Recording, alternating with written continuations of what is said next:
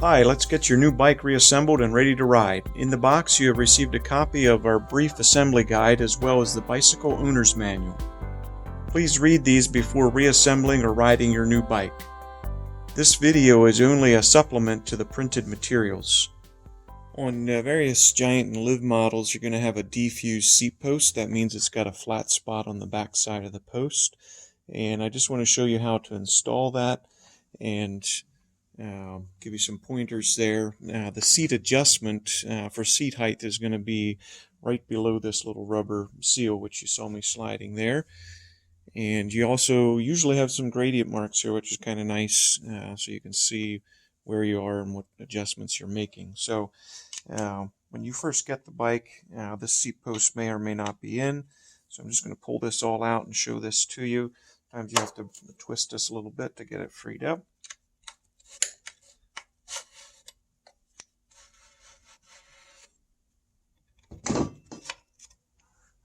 We use a special compound on here. It's made specifically for carbon seat posts. That's this kind of pinkish stuff.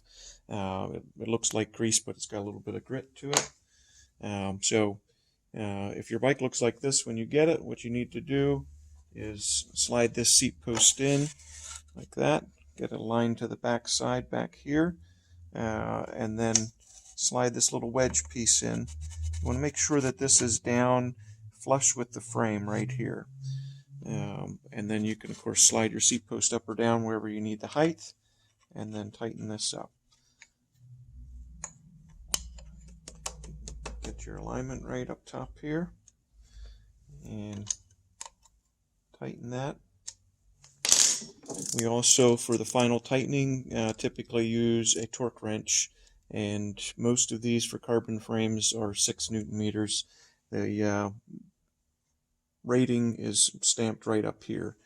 It says 6 Nm.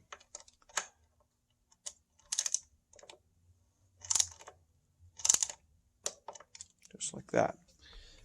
This just slides down across here as a trim piece, and you're set to roll.